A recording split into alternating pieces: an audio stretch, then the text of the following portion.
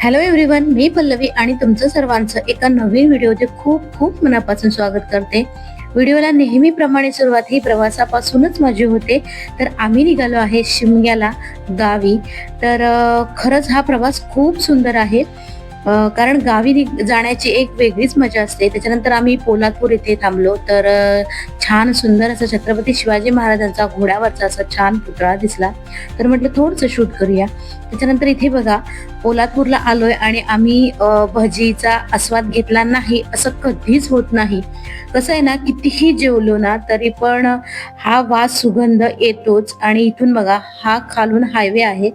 छान असं वडापाव आणि भजी घेतले, छान असा आस्वाद घेतला. त्याच्यानंतर आमचा प्रवासाला पुन्हा सुरुवात झाली. तर हा बघा आहे बोगदा आहे. आम्ही तर बोगदाच म्हणतो, टनेल सुद्धा म्हटलं जातं. पण हे बघितलं ना की खरं कोकणाची आठवण, म्हणजे इथूनच कोकण सुरू होतं. तर हा आहे कशिडी घाटाचा बोगदा. तर इथून आमच्या खऱ्या कोकणाला सुरुवात होते. म्हणजे हा खेडच्या इथे जाऊन संपतो. तर एवढा सुंदर आहे ना, प्रवास एवढा सुखकर झालेला आहे ना. जेव्हा घाटातून प्रवास हा जवळजवळ 1 तासाचा तर तो प्रवास आहे.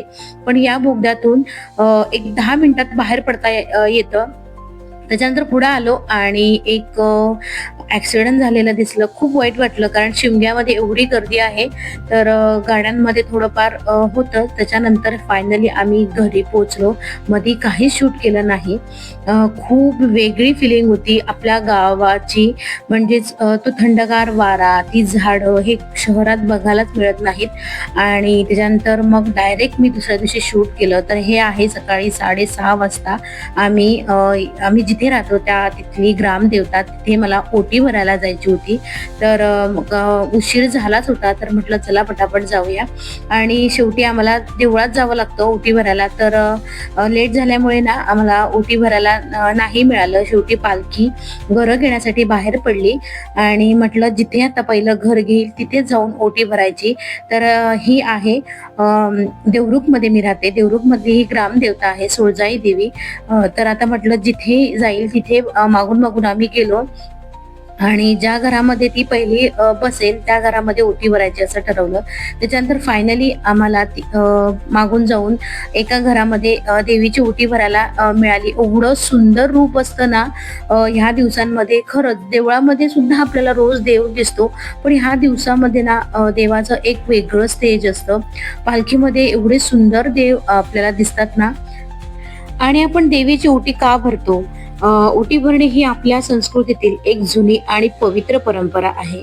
देवाला कृतज्ञता व्यक्त करण्यासाठी, त्याची कृपा मिळावी म्हणून आपण ओटी भरली जाते. ओटीमध्ये साधारणपणे नारळ, कापड किंवा साडी, हळद कुंकू, फळं, फुले, अगरबत्ती, तांदूळ अशा अनेक पूजेच्या वस्तू आपण ठेवतो आणि हे सर्व आपण देवाला अर्पण करतो. म्हणजेच हे की देवा तुझ्या कृपेने आमचं घर सुखी समाधानी राहो. एखादी इच्छा असेल किंवा नवस असेल ते पूर्ण झाला तर आपण श्रद्धेने देवाची ओटी भरतो. याचा अर्थ असा नाही की देवाने आपल्यावर कृपा केली म्हणून आपण त्याचे आभार मानतो आणि पुढे त्याची कृपा राहावी अशी प्रार्थना आपण करतो. आपल्या घराची सुख समृद्धीची प्रार्थना आपण आपल्या देवाजवळ नेहमीच करतो. आणि या शिमग्यामध्ये देवाची ओटी भरल्यानंतर देव पुन्हा वर्षभरासाठी वाट पाहण्यासाठी निघून जातो. त्याच्यानंतर आम्ही या ज्या देवीची ओटी भरली त्या देवीच्या मंदिरामध्ये आलो होतो. असं म्हणतात की शिमग्यामध्ये देवळामध्ये देव नसतोच, तर तो खरा देव पालखीमध्ये असतो. तरी पण म्हटलं चला देवळामध्ये दर्शन करून यावं. आणि खूप छान दर्शन पालखीचं सुद्धा झालं. तर या देवळामध्ये ही पालखी 5 वाजल्यापासून 6 वाजेपर्यंत दर्शनासाठी ठेवली जाते. त्यानंतर सर्वांच्या घरी ही पालखी जाते. तर आम्हाला लेट झाल्यामुळे नाही मिळाली.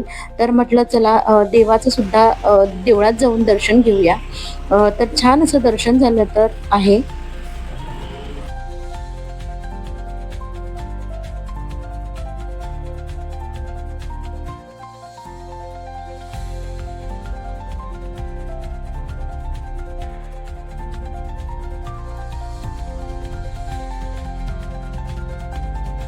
देवाचं छान दर्शन झालं आणि आमच्या इथे हँडमेड वस्तूंचं प्रदर्शन भरलं होतं. या सगळ्या वस्तू हाताने बनवलेल्या आहेत. या वस्तू तयार करण्यासाठी खूप कष्ट, मेहनत, कला त्याचबरोबर प्रेमही लागतं. मशीनने बनवलेल्या वस्तूंपेक्षा हाताने बनवलेल्या वस्तू खूप खास असतात आणि वेगळ्या सुद्धा असतात. या वस्तूंना आपली संस्कृती आणि परंपरेची छान अशी ओळख मिळते. म्हणून शक्य असेल तेवढंच हँडमेड वस्तूंना प्राधान्य दिलं पाहिजे. त्याच्यानंतर आम्ही संध्याकाळी आमचे जे मूळ घर आहे त्या घरी गेलो आणि घरी आल्यानंतर सगळ्यांना भेटणं हे आलंच. त्याच्यानंतर आम्ही घरी गेल्यानंतर सर्वांना भेटलो. घरी गेल्यानंतर कसं असतं, एकमेकाची विचारपूस करणं आणि हे दिवस ना सणाचे खूप चांगले छान असतात. कारण जे घर सुनं सुनं असतं तर या सणांमध्ये हे घर अगदी भरभरून माणसाने भरभरून गेलेलं असतं. खूप छान वाटतं आणि म्हणजे एकमेकांची विचाराची देवाणघेवाण चालू असते.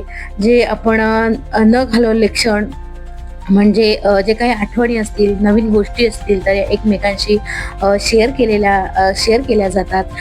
तर असंच काहीसं चाललं होतं आणि अन्वीचं सुद्धा मला अजिबात टेन्शन नसतं. खूप छान एन्जॉय करत असते ती गावाकडे आणि ते रात्रीचे 11:30 वाजून गेले होते तर तिची मस्ती काही संपत नव्हती. आणि नेहमी आम्ही आहे ना सगळेजण असं बाहेर बसतो जेवण झाल्यावर. तर आमची जेवणं झाली होती आणि आम्ही सर्वजण असे बाहेर बसलो होतो. तर सगळेजण एकत्र आलं की नेहमीच अशी आईस्क्रीम पार्टी होते. खूप छान वाटतं एकत्र. आईस्क्रीम तर नेहमीच सगळेजण खातो, पण अशा एकत्र खाण्याची वेगळीच मजा असते. तर आमचं सुद्धा असंच चाललं होतं. सगळ्यांसाठी आईस्क्रीम आणलं गेलं होतं आणि आम्ही खूप छान एन्जॉय केला. तर या पुढचे संपूर्ण ब्लॉग नक्की पहा. हे ब्लॉग कोकणातील शिमग्याचे आहेत. आमच्याकडे कोकणामध्ये कशी पालखी असते तर मी तुम्हाला येणाऱ्या ब्लॉगमध्ये नक्की दाखवणार आहे. आणि तुम्हाला हा ब्लॉग कसा वाटला मला नक्की कमेंट करून सांगा. भेटूया तर मग अशाच एका छानशा व्हिडिओमध्ये. तोपर्यंत बाय बाय.